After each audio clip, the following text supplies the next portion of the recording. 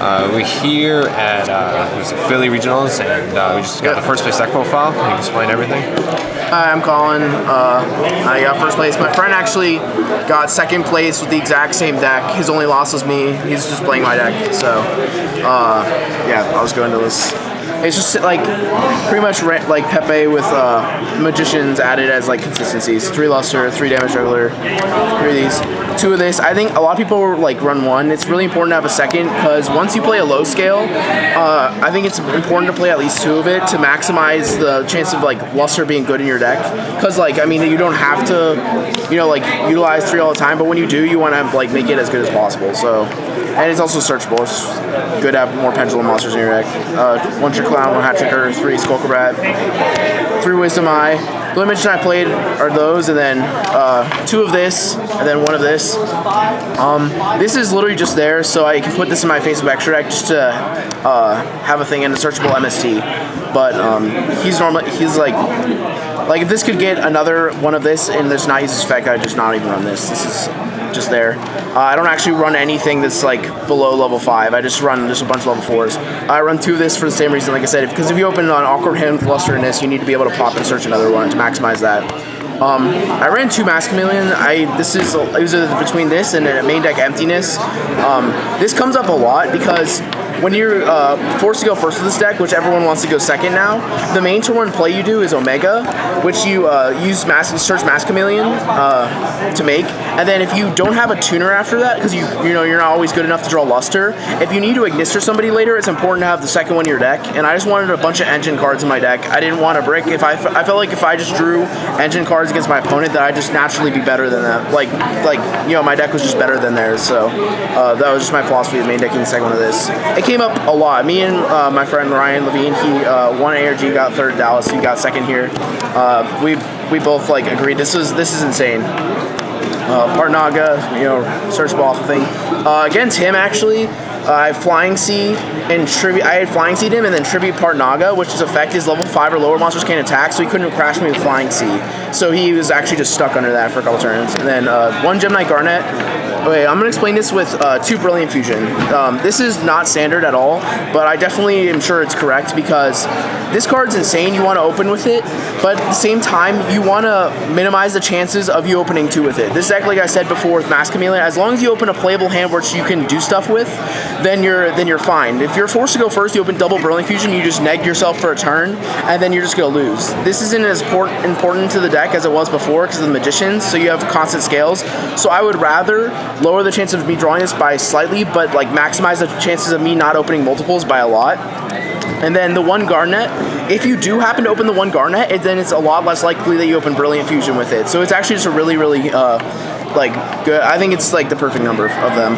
I could go into more in depth than that, but I'll keep this a reasonable length. So yeah, 1 Garnet and then 3 Maxi is the best card. It's the only protection card that also adds to your game plan. So like you're guaranteed a card for this. So it's not like a trap where you just flip it and if they out it, you neg 1.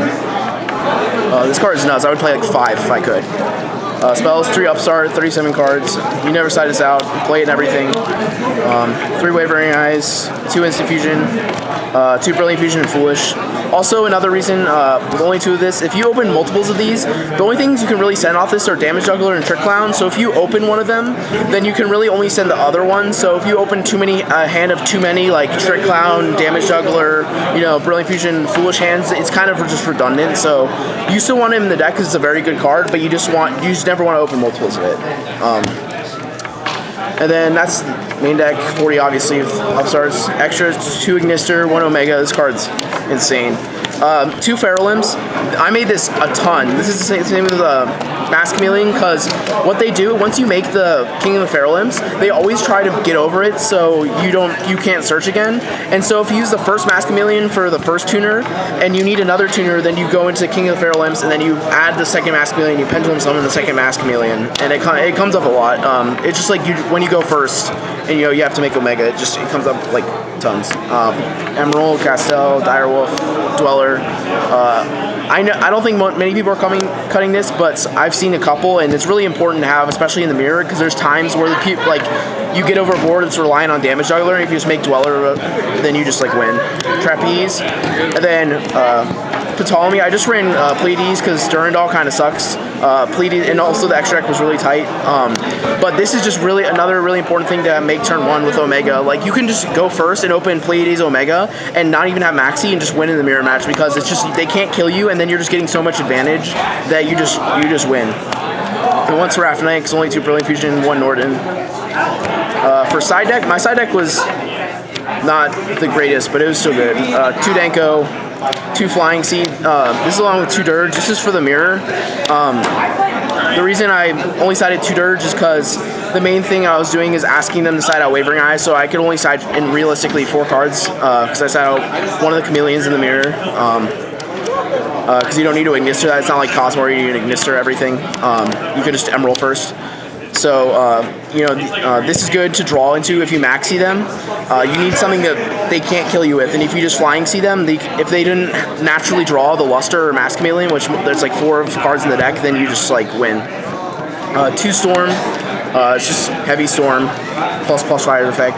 2 MST. I wanted chainable outs to like anti-spell and dirge and just like random stuff. I didn't decide to sit in the mirror or anything. I just for floodgate cards. 2 Dark Hole and Raigeki. This is just for monster floods like Dark, because I played against Darklaw, Vanity's Fiend, something like that. If I play against a random Infernoid, because that deck can actually just beat you. That's what this is for. And Raigeki comes in against Cosmo too, because Dweller Raigeki is actually just a really good game plan against the deck. If you draw Raigeki.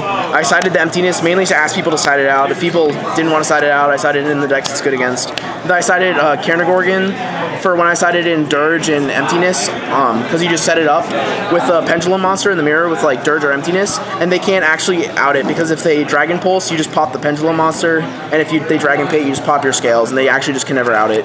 And then against like the Kirin Apex Avion Terror deck, you just can just make this, and they can't carry you, and it's just a good card. But I don't need it because there's nothing really game 1 that you need this for. So, yep. And today, what would you say is like your MVP card, like your favorite card of the whole day?